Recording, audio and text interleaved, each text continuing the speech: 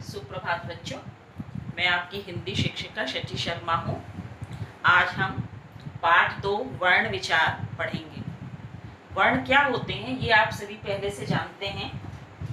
भाषा की सबसे छोटी ध्वनि इकाई जिसके और टुकड़े नहीं किए जा सकते उसे हम वर्ण कहते हैं।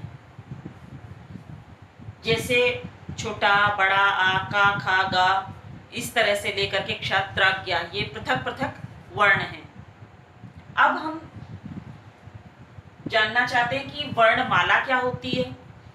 किसी भी भाषा के वर्णों को जब हम एक व्यवस्थित रूप में, क्रमबद्ध रूप में लिखते हैं तो उसे हम वर्णमाला कहते हैं। जैसे अगर हम क, म, च इस तरह लिखें तो ये वर्णमाला नहीं है। जब हम छोटा, बड़ा से लेकर के एक क्रमिक रूप से हम लिखते हैं और क्ष, त्र, ज्ञ तक लिखते हैं तब वो वर्णमाला कहलाती है। हिंदी वर्णमाला में 11 स्वर, 2 अयोगवाह, 33 व्यंजन, 4 संयुक्त व्यंजन और 2 उत्क्षिप्त वर्ण होते हैं। स्वर कौन कौन से हैं ये आप सबको मालूम है। छोटा, बड़ा, छोटी, बड़ी, छोटा, बड़ा, री, ए, ओ, औ, ये स्वर हैं। अयोगवाह अंग और अह, ये अयोगवाह न स्वर होते हैं न व्यंजन होते हैं, किंतु इनका प्रयोग होता है। इसके बाद हम आते हैं व्यंजन पर। का, खा, गा, घा, अंगा, चा, छा, जा, झा, इया, टा, ठा, डा, ढा, अणा, ता, था, दा, धा, ना, पा, फा, बा, भा, मा, ये स्पर्श व्यंजन है।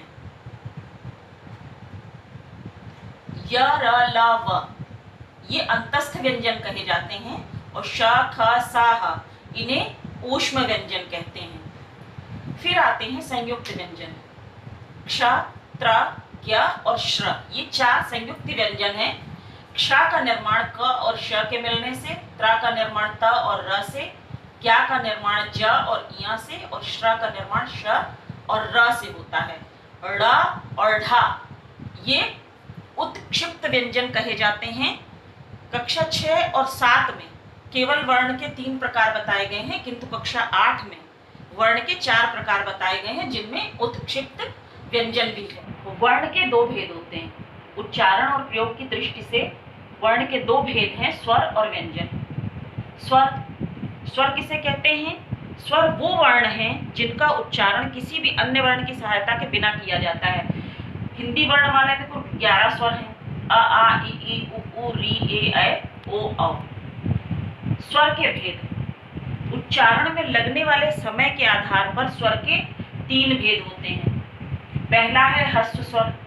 जिन स्वरों के उच्चारण में सबसे कम समय लगता है उन्हें ह्रस्व स्वर कहते हैं। ये 4 होते हैं, अ, इ, उ और री, ये ह्रस्व स्वर हैं। फिर आते हैं दीर्घ स्वर।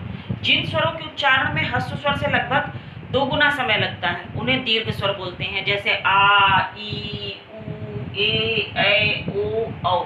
दीर्घ स्वरों की संख्या 7 होती है। फिर आता है प्लुत स्वर। जिन स्वरों के उच्चारण में ह्रस्व स्वर से लगभग 3 गुना समय लगता है उन्हें प्लुत स्वर कहते हैं। जैसे ओम, इसका प्रयोग किसी को पुकारने के लिए भी किया जाता है। जैसे राम।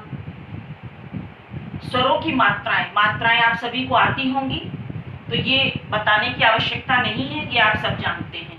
व्यंजन किसे कहते हैं? जिन वर्णों का उच्चारण स्वरों की सहायता से किया जाता है उन्हें व्यंजन कहते हैं। व्यंजन के 3 भेद हैं। स्पर्श व्यंजन, क से म तक, ये स्पर्श व्यंजन कहलाते हैं। इसके बाद य, र, ल, व, ये अंतस्थ व्यंजन कहलाते हैं। और श, ख, स, ह, ये ऊष्म व्यंजन कहलाते हैं। इसके अलावा कक्षा 8 में 2 व्यंजन और दिए गए हैं, ड़ और ढ, जिन्हें उत्क्षिप्त व्यंजन कहा जाता है। अब हम आते हैं संयुक्त व्यंजन पर। 2 या 2 से अधिक व्यंजनों के मेल से बने व्यंजनों को संयुक्त व्यंजन कहते हैं। इनकी संख्या 4 है। क्ष, त्र, ज्ञ और श्र। क्ष बनता है क और श के मिलने से, त्र बनता है ता और रा के मिलने से, ज्ञ बनता है जा और इया के मिलने से, श्र बनता है श और रा के मिलने से। वर्ण संयोग। व्यंजनों के परस्पर संयोग को वर्ण संयोग कहते हैं। जैसे कमल, कमल, ये 3 वर्णों को जोड़ करके कमल शब्द बना। किसी शब्द के वर्णों को अलग अलग करके लिखना वर्ण विच्छेद कहलाता है। इसमें स्वर मूल रूप में और व्यंजन के नीचे हलंत लगाकर लिखते हैं। जैसे मनोज, म के बाद कोई मात्रा नहीं है तो छोटा आ का प्रयोग होगा। न, ओ, ज और अ। इस प्रकार से शब्द के वर्णों को अलग अलग करना वर्ण विच्छेद कहलाता है। वर्णों के उच्चारण स्थान, वर्णों के उच्चारण करते समय श्वास वायु मुख के जिस भाग को स्पर्श करती है उसे ही उस वर्ण का उच्चारण स्थान कहते हैं। हिंदी वर्णमाला के वर्णों के उच्चारण स्थान निम्नलिखित रूप में आप समझ सकते हैं। ये आपकी पुस्तक में दिया गया है, इसे आप पढ़ करके और सही से समझ लें। आशा करती हूँ कि आप सबको ये पाठ समझ में आ गया होगा। यदि कहीं पर भी आपको कुछ चीज़ ना समझ में आई हो तो आप उसे अपने व्हाट्सएप ग्रुप पर डाल करके मुझसे पूछ सकते हैं। कल हम इस पाठ के प्रश्नोत्तर और अभ्यास कार्य को करेंगे।